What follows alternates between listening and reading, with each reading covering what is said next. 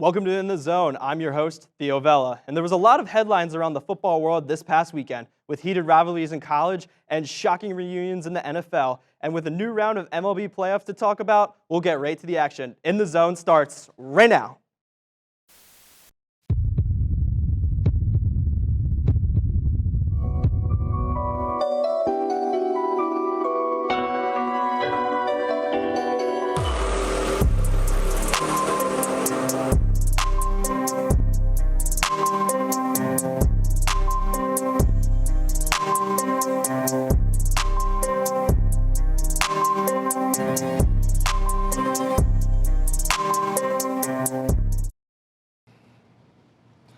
With the division series resolved in the National League, the Mets were able to beat the Phillies 3-1, with their eyes set on ruining Shohei Ohtani's October debut and beat the LA Dodgers. After the Padres were held scoreless in 5 of the divisional series in the NLCS, the Mets and Dodgers splits Game 1 and 2 as they travel to the Big Apple to play Game 3 tonight. Zach, what happened to the Phillies? And are the Dodgers the Mets' kryptonite? We'll first answer that one question. I was thinking about it for a while, and I was talking to y'all before we actually went on to the show. And we were saying that the Phillies, it's in the past, yeah. But it's definitely something that, we have to talk about. Number one, we can't hit the ball at all. JT was already in Cancun. That's just how it goes.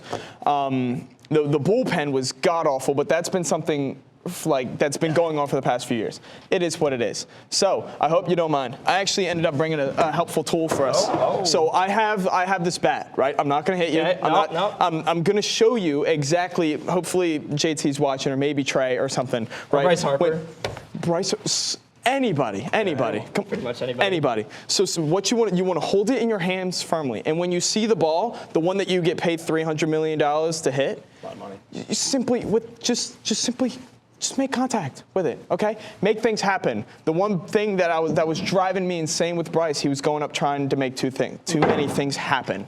So, other than that, focused on the Mets and Dodgers, I think the Dodgers are the Mets' kryptonite. It's definitely the pitching that I see as the big difference here. Yeah. The Mets are definitely one of the hottest teams in the league. Don't get me wrong. Lindor's been killing it. Pete Alonso finally woke up.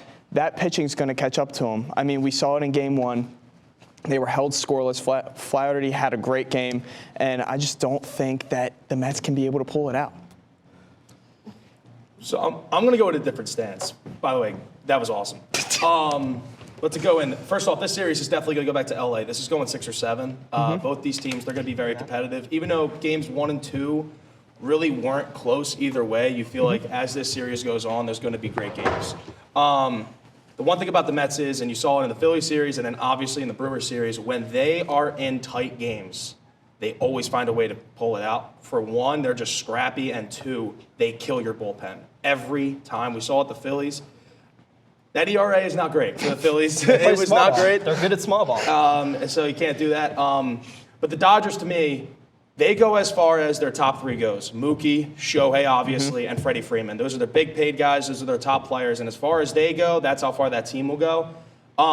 There's an interesting stat that I pulled out. Mets starting pitching, when they go 5 innings or more, have given up 13 runs in 40 innings. So overall, that ERA is less than 3. With how good the Mets bats are against the bullpen, if they're able to hang in that game, that's when they are able to win. Obviously, we saw that when they beat the Brewers.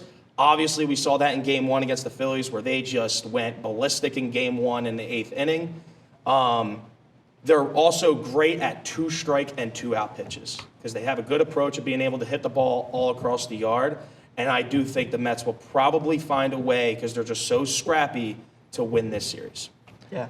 I do. I will give credit where credit's due. Sean Manaea. He's easily the Mets MVP so far in the entire October. There's a reason why he went into he basically took on the Phillies, and Phillies couldn't do anything. And then now Game 2, just this past game against the Dodgers, couldn't do anything. So I mean, I will give credit where credit's due. I just think Walker Buehler and Yamamoto going into New York, it's going to be a tough battle for those bats. Yeah, it's going to be a great Game 3 tonight. Looking over in the American League, the Cleveland Guardians and the Detroit Tigers series was taking the length going to Game 5, where Cleveland issued the home crowd as their upper hand and clinched their spot in the Championship League Series. where they would meet the New York Yankees, who take both games at home, beating the Royals 3-1. The ALCS began in New York, where the Yankees got the bats going early, scoring 7 combined runs in the first 4 innings to help take Games 1 and Game 2, as they take the day to travel to Cleveland for Game 3 and 4. Billy, is this the year for the Yankees? It's hard to say that it's not, to me. The fact that this team, first off, has been winning a lot of their games because of their pitching. Their bullpen has been shut down throughout these playoffs. And obviously, Rodon had a rough first game against Kansas City, figured it out. He played great in Game 1 against the Guardians. Garrett Cole's Garrett Cole, and Schmidt has been a great third pitcher for them. Their offense really hasn't gotten going that much, I feel like, throughout these playoffs. Obviously, Soto's batting .350. He's been outstanding. Stanton looks like old Stanton from when they first traded for him back in 2017. And Gleyber Torres batting .292 right now. He's been hitting the ball really well. Back-to-back leadoff singles to start Games 1 and Games 2. Exactly, and it puts them on the right track immediately. But this team, like I said with the Dodgers, this team's going to go as far as their best player goes. Aaron Judge right now is batting .167. And he just finally hit his first home run of the postseason. You have to assume at some point that is going to change. And with how great everybody around them is playing, you would just have to assume no one can beat them in a 7-game series if Judge is playing like Judge can play. And also, too, it's their in-season acquisition from the Marlins. Chaz Chisholm has also not been that good this postseason. He's batting .130. And then their catcher, who was batting 4th yesterday, has an 83 batting average. Like, they're really not hitting that well, and the fact is they're going to. They're going to. Like, that's the thing, is you know they're going to. And when it goes to Cleveland, I will say, when they won Game 5 against Detroit, I was like, they hit a grand slam off of Skubal, who was unhittable. So for Cleveland, it's like you have to grab at least 2 games coming up. Because if not, obviously, you are going to lose. And you have to start off games better because both Games 1 and Games 2, they have trailed immediately against the Yankees. Oh, yeah, I definitely say October in the Bronx is difficult. They need to come out with a few wins here in Cleveland. They can't afford to go down 3-1, or they could get swept in Cleveland. It could happen. I just don't. I think that Cleveland atmosphere is going to bring it. Definitely. Especially like you said, Judge is just starting to figure out how to hit the ball. He struggled early on. Now his bat is coming to life. Although you can't really overreact when Judge when he hits 1 home run. Oh, he finally hit the ball. Wow, that's awesome. Great. But I have to agree with you. It's very difficult to say that the Yankees are really. That there's anything to stop them right now. I mean, you could say the Mets, but that's if they keep this train going. It doesn't look like they're going to stop, but also doesn't look like the Yankees are going to stop.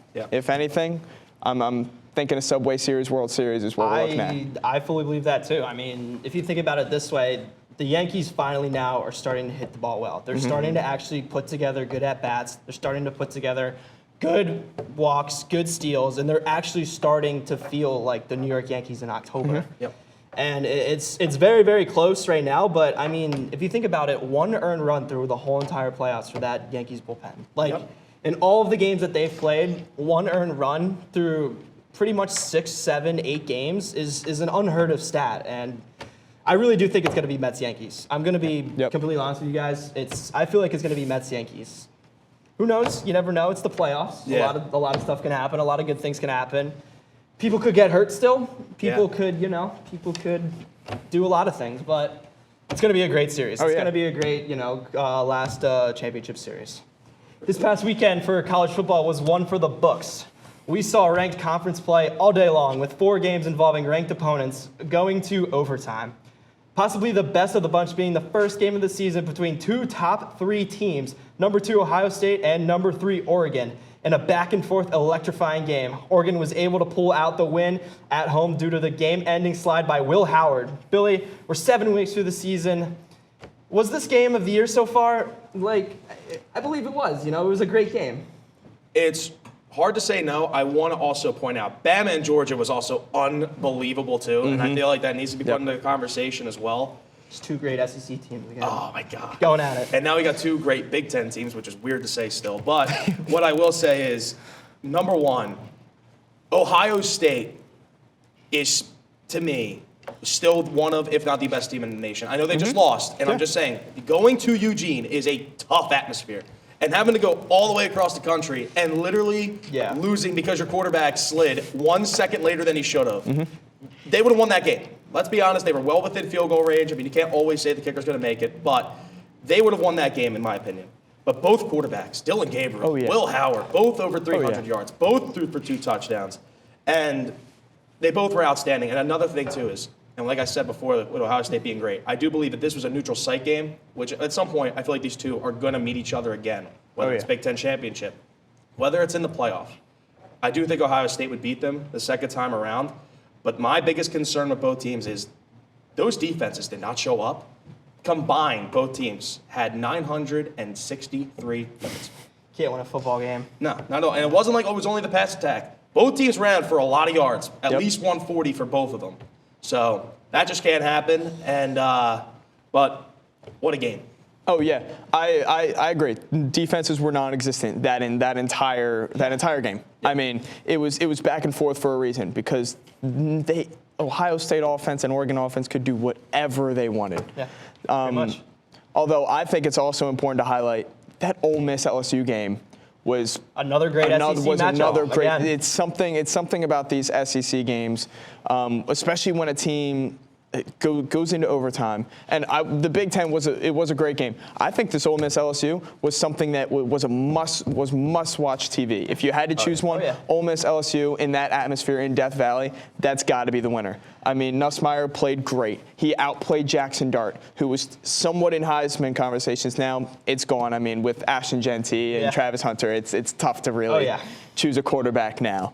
But I mean, that Ole Miss LSU game was back and forth, turnovers. It was a mix of it all. The defense showed up when they needed to, and the overtime thriller was the icing on the cake. I will say this for college football, especially this season, these first 7 weeks. Adding that additional playoff teams, it's just giving teams more to play for. It's giving teams, saying, okay, teams like Ohio State, okay, teams like, obviously USC, like bigger name teams, especially teams the SEC. You got Ole Miss, you have LSU. They can afford to lose a game. It's not like you can lose a game and you're done for the season. You're not going to make the top 4 playoff. These guys, they're playing for more now. You lose one game, your season's not over. I think that's what's making college football so great this year is that these guys are having so much to play for, and it's going to be great. Oh, yeah.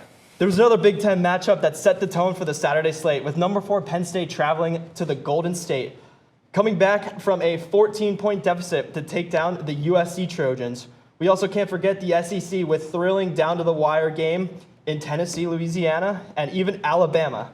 Again, Zach, which of these games, had you under your seat? I know you just talked about LSU, Ole Miss. I mentioned the LSU Ole Miss because I think LSU is playing some really great football. Ole Miss depends on they already lost to Kentucky previously, and now they have LSU, and they still have a difficult schedule. But other than that, it's a game that wasn't mentioned on here. Of course, we can talk about Alabama. What is going on down in Alabama right now? We know there's a certain guy not running the show anymore, so I guess you could say things are a little bit different. I mean, just the track record. You beat Georgia. You're looking like the top team in the nation. Then you lose to the Boilermakers. I mean, that's actually no, it wasn't the Boilermakers. It was Vanderbilt. Duh. Yeah. So they lost to the Commodores. Sorry. And then now they almost lose to South Carolina. And then think about it. Now they've got Tennessee on the road. This is a difficult stretch for them if they're barely winning. I also think another game that wasn't mentioned. Purdue almost beat Illinois in a 50-49 matchup. That's another one where no defenses showed up. Yep. They were running the ball all over. Illinois had to throw it all over that defense. It was electrifying. That one also went to overtime, resulted in a missed PAT. I loved it. That one had me on the edge of my seat. Yeah. Billy? I'm going to go with Penn State as well to start. First of all, Penn State always loses that game. Every year, they always find a way to lose that game. Whether it was the Ohio State matchups, the Michigan matchup, Michigan State a few times, they would Illinois a few years ago. They find ways to lose those games. Watch that game, I just kept thinking to myself, man, Drew Aller is such an unbelievable talent, but boy, does he sometimes have just bad turnovers. And and he does it in big games, which hopefully doesn't come back to bite him, but it probably will, knowing Penn State. But here's the thing for Penn State for the rest of the season. As long as they win the games they should. They only have one game where it's they're probably going to lose to Ohio State. Other than that, if they win the games they should, they're locked to have a home playoff game. And I think that for that team, they're not going to lose at home in a playoff game with that atmosphere. But the other team I want to talk about, you touched on a little bit, was Alabama. Yeah. If they would have went back-to-back weeks, losing at Vanderbilt and then South Carolina at home, boy, it would have got loud. It would have got very, very loud for Kalen DeBoer and that team. Oh, yeah. But they didn't. But here's what I will say for Alabama, the optimism. Their next few games are tough. They got at Tennessee, ranked Missouri at home, and then they got to go to LSU. If they go 2-1 in that stretch, they're making the playoff. Even if they lose 3 games, they're probably going to be that 11-12 seed because they'll get the benefit of the doubt because they're still Alabama. Yeah. Obviously, Ole Miss and LSU was, and we'll touch on it later. Yeah. But LSU, to me, like you said, their quarterback play was great. Jackson Dart, I thought, played a decent game. But for LSU right now, you should be jumping off of the wall with excitement because that's a game, again, that they would have lost earlier in the year. They lost that game earlier to USC. They had a close game with South Carolina. So we'll see how their season prevails. The SEC is unreal this year. Oh, yeah. Due to all the madness that unfolded this past weekend, there's been quite a lot of movement within the top 25 rankings, and now they include the 2 undefeated military academies. Looking at these new rankings, Billy, are you surprised by any of these changes? Well, number one, I want to say I don't think I've ever seen Army and Navy ranked at the same time in my life Oh, that yeah, I can remember. scary. So that is awesome. But this is what I wanted to talk about. Ole Miss dropping 9 spots, losing in overtime at LSU to me is a bit wild. That is what I think that is just, granted they now have 2 losses, but I feel like they dropped way more this time than they did losing at home to Kentucky. So that's what doesn't make a lot of sense to me. Also want to get into, we talked about Illinois almost losing to a 1-5 Purdue team. They move up 1 spot. Meanwhile, Tennessee, who won at home in overtime against Florida, dropped 3. That doesn't make sense to me. That just the math does not add up there. And as a Penn State fan, this does hurt to say. I talked about how great Ohio State is. Penn State should not be above Ohio State. We are not. They just should not be. They should not be. They should be 4, respectively. You almost lost to USC, who, granted, USC, they're better than 3-3. They are.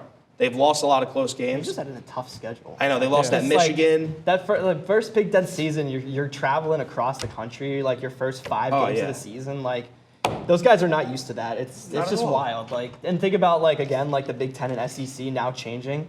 When was the last time Ohio State played in Eugene, Oregon? Nobody can think of the last time that like that's ever happened before. And it's just so crazy. And again, like that's what's making college football so more exciting now is because teams like Oregon, teams like USC, teams like UCLA are playing in Michigan. Ohio State's playing in Oregon. Like all of these big top 25 teams are playing in like places they haven't played in years or never even played in before. And like USC going into Penn State, they're gonna lose that game. When can you guys think of the last time USC has played Penn State at Beaver Stadium? Actually, yes. Okay. Rose Bowl. Rose Bowl. Yeah, that was a tough one. Yeah, the That was a Rose tough Bowl. one. Yeah, We're not even going to talk about that. That's in the past. Yeah. Sam Darnold 7 touchdowns. Yeah, but no, you do bring up a good point. I mean, I do want to just real quick touch up on Clemson. Them not moving, they're playing really good football. Yeah. I think these rankings were pretty bad, but that's just me, So. Well, now we'll send it over to Kaya Wagner for the latest in Marauders athletics. Kaya? Thanks, Theo. This past week, the swim team opened their season Friday with 2 events, placing 3rd and 6th. Women's volleyball fell to Shippensburg and Shepherd this past weekend. Field hockey also suffered a loss to East Stroudsburg. Football played a close game against Shippensburg, but ultimately lost during the second half of the game.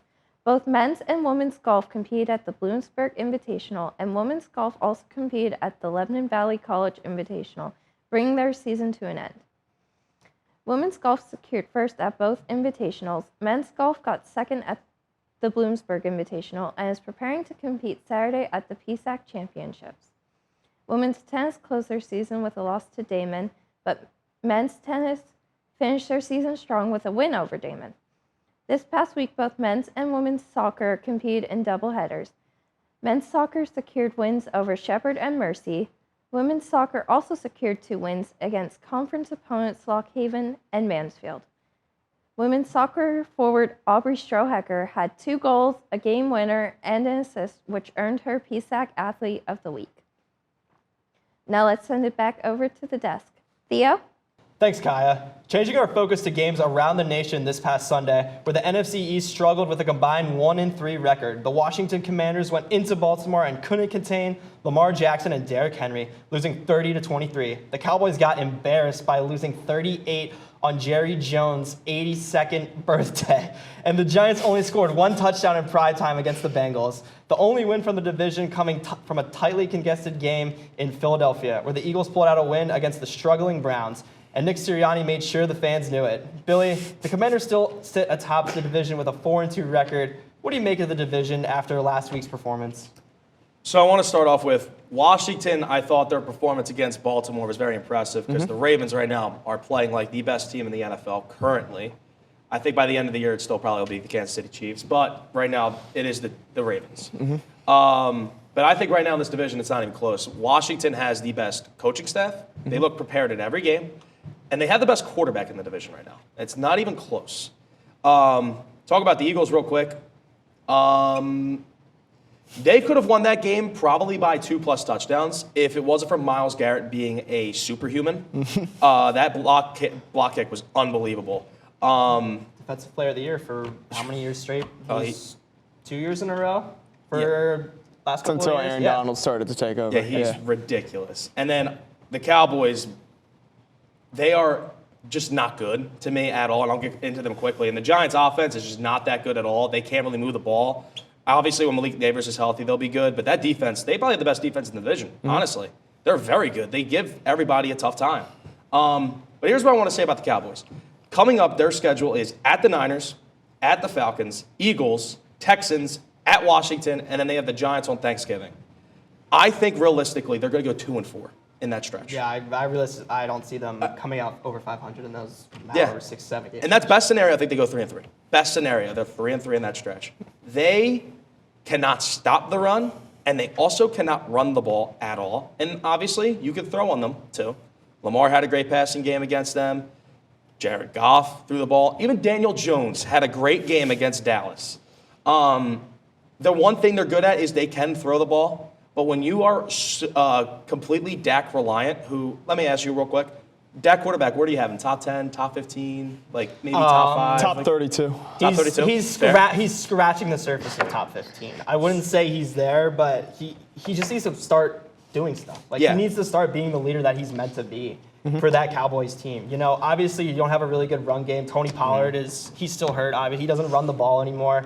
Dak should be starting to be that leader. He should start to step up and really be like, hey guys, we need to start winning games. If you guys want fans in the stadium, you guys want tickets to be sold, you want people to watch the Cowboys on TV, they need to start being the Cowboys again. They need to start actually being a team. Jerry Jones needs to stop coming to the media and yelling at everybody and not taking accountability for what he does because he builds the team, But I mean, Micah Parsons is obviously one of the best defenders in the NFC. He's still having somewhat of an off season so far, but the Cowboys need to step up. And I'm gonna say this, like Stephen A. Smith. Cowboys are having a very bad day. They're always having bad days, and it seems like their future and it seems like that light at the end of the tunnel is not coming anytime soon for them, unless somebody takes that extra step and somebody takes that extra mile to say, let's go be the Cowboys again.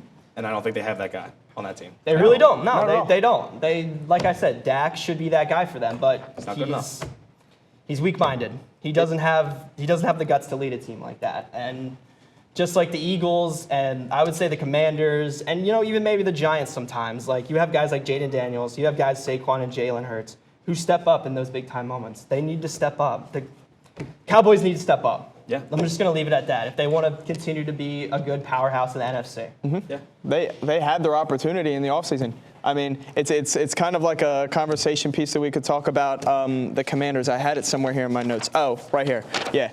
This Derrick Henry guy right here had their opportunity, came over to Baltimore. He's him. It is what it is. They had their chance, All right, ladies and gentlemen, that'll do it for this episode of In the Zone. From Zach Humphreys, Billy Cullen, Kaya Wagner, and the entire In the Zone crew, I'm your host, Theo Vela. From the Wicht studio, thanks for tuning in, and we'll see you next time right here on In the Zone.